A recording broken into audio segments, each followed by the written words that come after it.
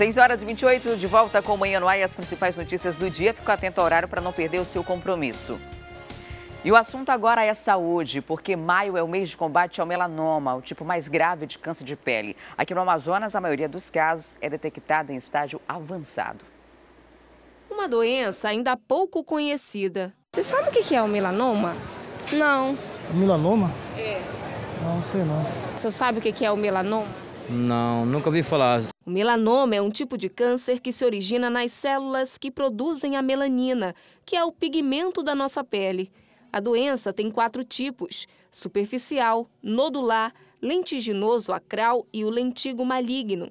Como todos os cânceres, melanoma geralmente assim, é uma lesão que tudo inicia pequeno, nada inicia grande, começa pequeno e vai se estendendo, vai crescendo. O melanoma, ele pode se desenvolver a partir de um sinal, evoluir a partir de um sinal enegrecido, um sinal que você sempre teve e a partir de um determinado momento esse sinal passa a crescer, se modificar, mudar sua coloração, aí é um sinal que representa risco, tem que avaliar.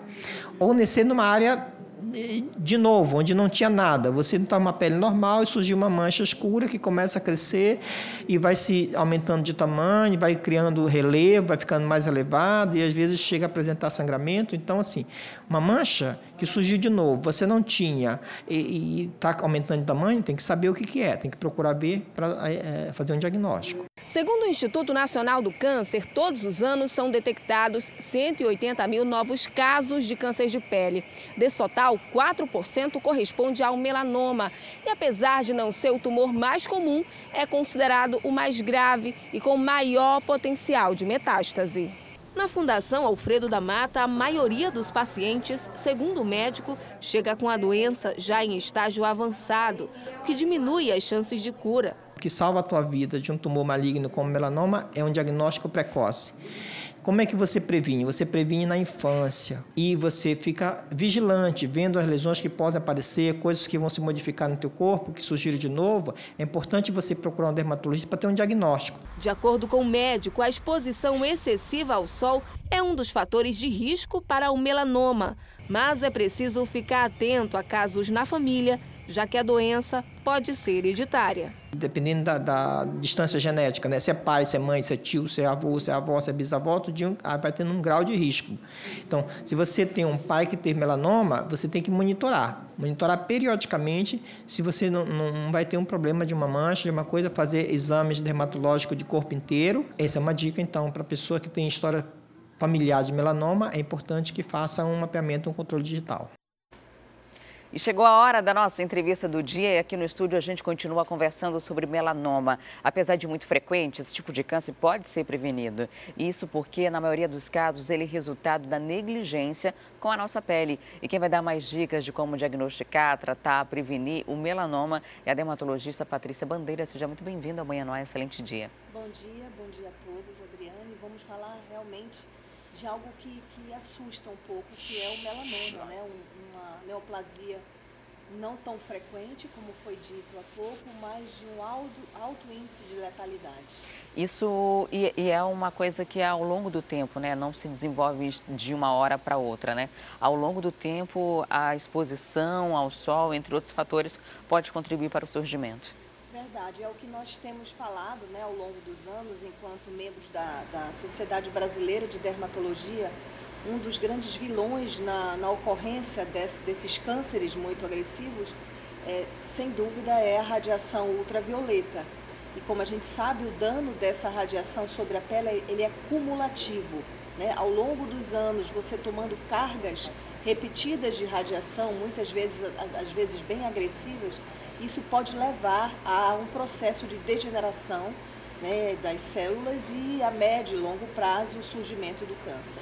Aqui na nossa região a gente não tem muita alternativa para fugir do sol, além dessa prevenção, né, de você mesmo ter o cuidado de fazer ter o uso de proteção solar, entre outras coisas. Mas tem gente que abusa, né? Por exemplo, hoje é muito comum o uso de bronzeamentos artificiais, bronzeamentos de fita, e pouca gente se dá conta de que uma pele bronzeada de fato, com marquinha, por exemplo, é uma queimadura, né? Uma pele que está queimada. Você falou muito bem, as queimaduras solares são bastante iniciadoras desse tipo de alteração celular. Então, isso é algo que nós realmente preconizamos, que se evitem as queimaduras solares, se evitem as exposições exageradas à radiação ultravioleta. O sol ele é importante, ele precisa realmente de uma determinada dose diária, mas sem excessos e sem queimaduras, porque já está provado, né? A ocorrência de queimaduras ao longo da vida é um fator muito importante no surgimento e no início dessas alterações celulares. Precisa ter uma predisposição genética para desenvolver a doença? Existem casos familiares já bem documentados em relação principalmente ao melanoma, né? O melanoma ele não é de ocorrência tão frequente em relação aos vários outros tipos de câncer, como o carcinoma baso, celular e espinocelular. Ele tem uma ocorrência em torno de 3, 4%, mas existem casos familiares, né? Ou seja, se você tem uma história familiar de melanoma, o sinal de alerta realmente tem que ser um pouco maior. Quais são os primeiros sinais de que você pode desenvolver essa doença? Normalmente são manchas na pele? 25% dos casos de melanoma podem surgir a partir de pintas, de névoas já existentes. Então, na ocorrência de alterações, como disse o Dr. Carlos Chirano há pouco, de alterações na característica inicial desse sinal, é um sinal que começa a apresentar bordos irregulares, cores bizarras, diferentes numa mesma pinta, começa a apresentar alteração do seu relevo, né? Era uma mancha lisa, né? Sem relevo, e de repente começa a apresentar relevo. Isso é um sinal de alerta. Na ocorrência disso, procurar o médico especialista, que é o dermatologista, para que se tente um diagnóstico precoce em relação a essa neoplasia. Doutora, normalmente vai ser uma nova manchinha, um novo sinal, ou pode ser um que a gente já tinha e que acabou sofrendo ali uma alteração? Exatamente, é como eu falei, cerca de 25% pode acontecer em cima de uma pinta pré-existente. Já existe. Né? Essa pinta que normalmente começa a apresentar alterações de cor, de relevo, de simetria, essa é uma pinta que precisa ser avaliada precocemente. Por quê? Porque isso é fato, quando nós diagnosticamos o melanoma numa fase dita in situ, né, numa fase ainda não invasiva, a chance de cura completa é altíssima, acima de 95%. Então, é isso que nós buscamos, diagnóstico e tratamento precoce, porque a chance de cura é muito alta. A nossa localização geográfica, muito próxima à linha de Equador também, isso favorece o surgimento dessa doença na nossa região? A gente tem algum fator também que pode ajudar nessa proteção? Por exemplo, a própria pigmentação da pele, né? A maioria das pessoas aqui tende a ser morena. Qual é o indivíduo mais predisposto a desenvolver uma neoplasia de pele? São as pessoas que têm o fototipo ou o tom de pele mais baixo, são as pessoas mais brancas. Nós temos algum fator natural de defesa, porque a maioria do nosso fototipo é 3, 4, 5, até 6, que são peles de cor mais pigmentada. E isso é um fator de proteção natural. Então, as pessoas mais claras, né, com olhos claros e pele clara, são mais predispostas. Mas essa ocorrência não deixa de ser menor em função disso. Por quê? Porque nós temos altíssimos índices de radiação ultravioleta. Nós lidamos com o sol o ano inteiro, praticamente. Então, a nossa chance de dano actínico, de dano solar, é muito alta. A diferença de fator de proteção, de filtro solar, ela de fato surte uma diferença grande? Por exemplo, a pessoa que usa um protetor com 50, uma com 20, no dia a dia vai ter uma mudança no aspecto da pele ou no índice de fato de proteção? O que se recomenda em termos de Sociedade Brasileira de Dermatologia, Adriane, é que nós tenhamos, pelo menos num clima como o nosso, o hábito de utilizar um FPS de pelo menos 30, né? Fator de proteção solar em torno de 30. Eu diria que o mais importante não seria nem um altíssimo fator de proteção, mas o hábito de você reaplicar o filtro solar. O que a gente, enquanto dermatologistas, detecta, né, como costume das pessoas? Que se aplique o filtro solar somente uma vez pela manhã e que se passe o dia inteiro sem a reaplicação. A gente precisa entender que o filtro evapora, que nós transpiramos, né, e que a gente precisa reaplicá-lo. né, pelo menos 2, no máximo 3 vezes ao dia, se você já cria esse hábito, você já minimiza a médio e longo prazo muitos danos da radiação. Então, filtro de pelo menos FPS 30 e reaplicá-lo, isso é fundamental. Tem que usar filtro à noite também? Dependendo do quanto você vai se expor às radiações artificiais. Por exemplo, se um estúdio como esse que está cheio de luzes... O ideal é utilizar. Porque é verdade, a taxa de radiação é menor do que da luz solar, mas ela existe, né? Então, se você tem hábitos que te expõem, né, regularmente, como é o caso de vocês todos aqui, a uma radiação mesmo que indireta, é importante criar hábitos de proteção. Dias de chuva também. Dias de chuva. A radiação ela incide durante o dia inteiro, né?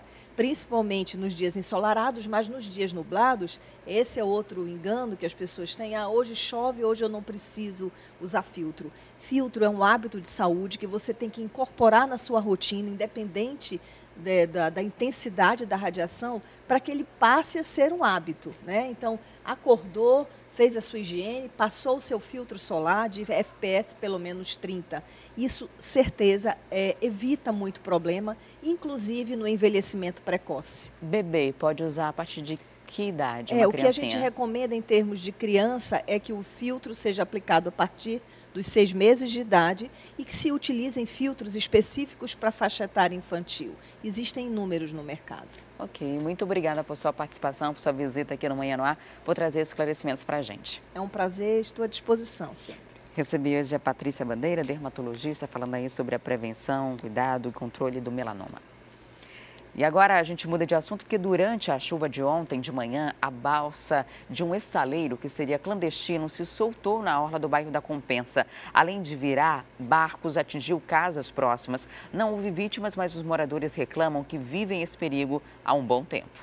Rua Cristo Rei, Compensa 3. Aqui acontece há algum tempo uma situação que tem deixado os moradores muito preocupados.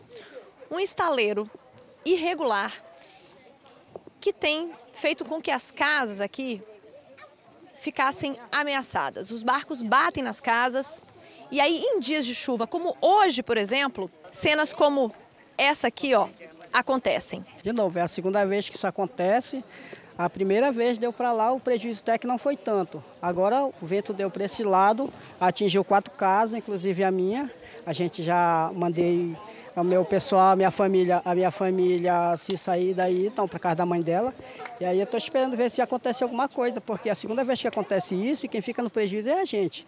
O problema é que, na medida que os barcos batem nessas casas, outras, mesmo não tendo desabado nem caído, ficam ameaçadas. É um custo de desabar. Inclusive a minha, eu já tirei tudo que tinha dentro de casa, eu já tirei. Eu pedi para o Domingos focar só para a gente mostrar quantas crianças tem em volta e que realmente podia ter acontecido alguma coisa muito mais séria. E isso aí, o vento quando começou, dava para eles amarrarem a balsa. Só que quando o vento virou, a balsa, infelizmente, a responsabilidade todas é deles. Inclusive, ali tem um recreio, que o nome dele se chama Freita Viana. Essa balsa veio com tanta força que espocou lá o motor dele está furado. E a gente chamamos a capitania para tomar as medidas cabíveis, né? O que vai acontecer e o que vai acontecer com o restante das casas. Então, essa situação aqui já vem acontecendo, a gente denuncia, mas não acontece nada. Sobre esse caso, a Defesa Civil do município informou que 4 casas foram vistoriadas e 2 desocupadas. As famílias que moravam nos locais atingidos devem ser atendidas pela Secretaria de Assistência Social e Direitos Humanos. Os moradores pedem fiscalização no estaleiro também. E ainda sobre a chuva de ontem, uma embarcação virou e boa parte dela ficou submersa no Rio Negro, próximo ali à Praia da Lua, distante a 23 quilômetros de Manaus. A Marinha do Brasil informou que a embarcação bateu contra uma árvore e que o iate Pinheiro III estava com aproximadamente 100 passageiros na hora do incidente. Segundo relatos, houve desespero, mas ninguém ficou ferido e todos chegaram às margens do rio sem problemas. O Instituto de Proteção Ambiental do Amazonas também foi acionado por conta do vazamento de óleo diesel. A Marinha vai instaurar inquérito para apurar as causas, circunstâncias e responsabilidades do acidente. E não foi só nos rios que a chuva provocou prejuízos. Um voo da Azul que vinha de São Paulo para Manaus teve de desviar a rota para Boa Vista por conta do mau tempo. A companhia disse que prestou toda a assistência aos passageiros e a ANAC informou também que os mesmos foram reacomodados em outro voo da companhia. E agora chegou o momento da gente ir ao vivo para a FM O Dia. Vem comigo, vamos conversar com Cleiton Pascarelli, que está ao vivo na 93.1. Olá, Cleiton, bom dia. Bom dia, Adriane. Vamos comigo lá para Gabriel Gonçalves? A gente já esteve cedinho por lá. O Danilo Alves está ao vivo. São 300 vagas de pedreiro e auxiliar de pedreiro que foram disponibilizadas e tem milhares de pessoas. Ainda há pouco não tinha como passar pela rua. A rua estava interditada de pessoas em busca de uma vaga de emprego. E agora a gente conversa com o Danilo Alves mais uma vez, que está no local para trazer esses detalhes para a gente. Danilo, situação se normalizou? Pelo visto não, né? Não, ainda não. Muito bom dia, Cleiton. Bom dia, Adriane, mais uma vez. Nós estamos aqui na Gabriel Gonçalves, esquina com uma das ruas do conjunto Morada do Sol. E olha só o trânsito agora. Tá bastante complicado. Complicou, né, digamos assim. E outra coisa, aquela hora que a gente estava mais cedo, a gente viu a aglomeração de pessoas bem na frente da secretaria. Na verdade, aquilo era apenas 10% de toda a fila que se formou desde o fim de semana. Como a gente está aqui na esquina, dá para a gente mostrar do outro lado as pessoas que estão realmente esperando, segundo elas, desde o fim de semana. Essa fila se estende em todo o conjunto Morada do Sol, segundo aí as próprias pessoas que estão esperando na fila, e elas estão aqui realmente para conseguir essa vaga de servente de pedreiro e também de pedreiro. De acordo com o processo seletivo da Seminf, para você que está assistindo a gente também quer concorrer, a gente sabe que muitas pessoas estão concorrendo, mas segundo a própria secretaria, todo mundo será atendido. O processo seletivo começou na segunda-feira, vai até na sexta, e você trazendo seus documentos, como RG, CPF, comprovante de residência, comprovante de escolaridade. É preciso também trazer, de acordo, né, com a própria lei, o certificado de reservista, que é a sua quitação. Depois disso, você vem aqui do horário de 8 até as 3 horas da tarde. Bom, as pessoas que já souberam dessa notícia estão aqui. Enquanto isso, a gente vai subindo a rua. Por quê? Porque como a extensão está muito grande, no momento, né, quando a gente sobe ainda mais, a gente vai percebendo que mais pessoas vieram mais cedo para poder pegar um lugarzinho melhor. E como a gente está vendo, olha só, aqui é a esquina da Gabriel Gonçalves e toda essa parte, esse perímetro, são de pessoas que estão esperando há horas. Tanto que a garrafinha de café tá ali, ó. Mostra ali a garrafinha de café ali, ó, do rapaz que tá ali tomando café desde cedo, tá aqui, ó. E ali também, muita gente esperando com a cadeira, gente que tá, segundo aí, sendo ajudada pela comunidade também. Muitas pessoas deram café da manhã para elas aqui esperar. E pelo visto, tem gente que não vai sair daqui não. Não vai sair daqui nem, pelo menos, com uma ficha de inscrição para poder conseguir essa vaga. E muita gente também está reclamando porque falta policiamento. É isso? Falta organização? Bom dia. Bom dia. A gente está precisando de polícia e organização, que a gente está aqui desde ontem, de manhã, o pessoal que está encostado no muro, esse pessoal chegaram tudo agora e estão furando. Isso pode dar muita confusão, até morte, né? Só estava tudo com pau aqui, ó. Confusão. Se a polícia não chegar logo, precisa dar uma ordem por aqui, né? Com certeza. Então, olha, por isso que a gente pede realmente que a polícia chegue também aqui. Por quê?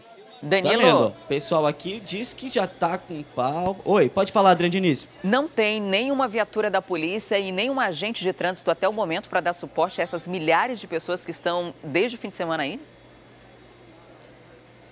Nós estamos aqui desde as 5 horas e 55 minutos, Adriane Diniz, e só passou uma viatura da Polícia Militar fazendo patrulhamento da 16ª Companhia Interativa Comunitária e 2 agentes de trânsito que deram uma volta, foram e parece que não voltaram mais. Agora a gente vê aqui que não tem ninguém, não há nenhum tipo de fiscalização, pelo menos dessa parte aqui, o que a gente viu é que os carros e outros veículos precisaram voltar da ré, porque não há como passar realmente aqui na Gabriel Gonçalves, e do outro lado, que ficam ali lanches, outros estabelecimentos, estabelecimentos comerciais, é onde é a rota dessas pessoas que vêm. Ou seja, os ônibus param lá na Adriano Araújo e as pessoas saem da Adriano Araújo, andam tudo aquilo ali em busca de um emprego, de uma vaga de trabalho. Agora, se aproximando um pouquinho mais aqui do começo da fila, eu vou continuar falando um pouquinho do edital, porque a gente sabe que apesar dessas pessoas que estão aqui esperando desde cedo e ter essa confusão, muitas estão aqui realmente para procurar essa oportunidade. Então eu vou voltar aqui e falar um pouquinho como a gente vai agora explicar para você como é que vai funcionar essas vagas. São 308 vagas para esses servidores e já de imediato vai ter a contratação. O processo seletivo vai durar mais ou menos um mês para que as pessoas já possam trabalhar no mês que vem fazendo os serviços da Secretaria Municipal de Infraestrutura. Então, lá na frente, são as pessoas que estão esperando realmente, desde sexta-feira, para você que está aqui ouvindo a gente na FM Dia Notícias, desde sexta-feira, gente, o pessoal espera na frente aqui da Avenida Gabriel Gonçalves, na frente da Seminf. E se aproximando um pouco mais, eu vou dizer o seguinte, que de acordo com a Secretaria Municipal, para você concorrer a essa vaga, você precisa ter 18 anos ou mais, né, ser brasileiro ou português, né, descendência brasileira ou portuguesa. Por quê? Porque outras pessoas não poderão concorrer a essa vaga. E se aproximando mais aqui, vamos ver se a gente consegue ainda, ó. Para chegar até ali, Adriane, tá muito difícil. E, por enquanto, muitas pessoas estão fazendo as barricadas aqui, ó, colocando aqui as mãos para que as outras pessoas que estão aqui se aglomerando não se aproximem. E o empurra-empurra continua. Agora, vamos voltar aqui para o estúdio, porque o Cleiton vai falar para a gente como é que vai funcionar aqui. Cleiton, olha só essa situação, Adriane, vê como é que tá isso, empurra-empurra, tá demais. É bem provável que a confusão seja ainda maior durante essa manhã, né? Porque são milhares de pessoas que estão desorganizadas. A maioria que está na frente da Seminf chegou já nessa madrugada. E quem ficou na fila direitinho durante o fim de semana todo está lá para trás, né? Então é muito provável que a hora que esses portões se abrirem daqui a pouco, a partir das 8 horas, esteja uma confusão maior ainda. Cleiton, você tem algum questionamento sobre essa... Não, ele inclusive... Não, questionamento a gente tem vários, né? Como é que se organiza um negócio desse? Com mais de 13 mil desempregados no Brasil, na verdade, mais de milhões, né? Com milhões de desempregados no país, se abre a possibilidade de um emprego, né? De trabalho temporário que seja, mas existe uma remuneração, existe inclusive os encargos trabalhistas, e a prefeitura não se organiza para isso. Vale lembrar que, em tese, as inscrições vão até o dia 25, até sexta-feira. Só que, do jeito que a situação está, tem mais... A demanda está muito maior do que a oferta de vagas. Agora, o mínimo de organização, né? Tudo bem que a gente está aqui questionando a presença da Polícia Militar, porque é quando a gente sempre se debruça, né? Onde a gente sempre se debruça quando trata de segurança pública. Mas em se tratando de uma organização da Prefeitura, né, poderia haver ali a presença de guardas civis metropolitanos. No mínimo. Não é? Poderia haver, mas nem isso a Prefeitura se preocupou. E há muita desinformação também, né? O Danilo conversou logo cedo com algumas pessoas que acreditavam que o início seria imediato. Por isso esse desespero todo. Se há esse tempo, se é um processo seletivo, a gente tem tecnologia para facilitar a inscrição dessas pessoas, podia fazer um atendimento descentralizado e já que não houve nenhum desses planejamentos, era no mínimo, a Prefeitura deveria colocar alguém para atender essas pessoas, para organizar desde o fim de semana, porque desde sexta-feira você sabe que tem fila. Eu sei que tem fila desde sexta-feira. A nossa produção sabe, você sabe, a Prefeitura sabe, não tem como não saber. Até porque tem pelo menos um vigia que fica dentro da Seminf no final de semana. Então, já era para ter providenciado uma alternativa de organização. Aí hoje o que acontece? Todo mundo que precisou chegar a essa área, até essas pessoas que estão numa situação humilhante, porque isso aí muitas vezes estão rindo ali, porque está olhando a câmera, está dando aquele tchauzinho, mas é uma situação de humilhação. Você tem que passar por um constrangimento desse para conseguir uma vaga de emprego. É uma crise que ainda está pertinente na nossa sociedade. São pessoas que estão no fim de semana inteiro em busca de uma oportunidade de trabalho. O salário é de menos de R$1.000. O sol e chuva ontem foi uma tempestade na cidade. Muita gente já estava aí. Enfim, é uma situação degradante. E olha só, a primeira pessoa da fila, o Danilo mostrou logo cedo, é um haitiano. E ele sequer pode concorrer à vaga. só pode concorrer pessoas a partir de 18 anos que sejam brasileiros ou portugueses em situação regular. Então, muitos dos migrantes que estão nessa fila hoje sequer sabem que não podem passar por esse processo. Venezuelanos, haitianos, enfim, qualquer outra pessoa de outra nacionalidade não sabe que não pode concorrer a essa vaga e está no meio dessa muvuca toda. É importantíssimo que haja um reforço da polícia, porque vai haver confusão, não tem como não ter confusão numa multidão dessa. Na verdade, a confusão já começou, olha aí, infelizmente a gente tem que mostrar uma situação, o senhor ali no meio sendo empurrado, é uma situação assim que a gente lamenta muito de ter que noticiar, né? A nossa própria equipe está no meio dessa muvuca para mostrar a realidade, para mostrar o que de fato está acontecendo. É lamentável. O Danilo acho que quer falar com a gente, não é isso, Danilo? Adriane Diniz, com uma situação aqui complicada, deu empurra aqui e a gente tentou conversar com o primeiro da fila. O primeiro da fila é um haitiano, como você falou, que não dá para concorrer e a informação que a gente tem é que ele já sabe disso. E que mesmo assim, ele vai apelar para os direitos humanos, vai tentar falar com alguém da secretaria, porque ele está esperando aqui, segundo as pessoas, desde a quinta-feira.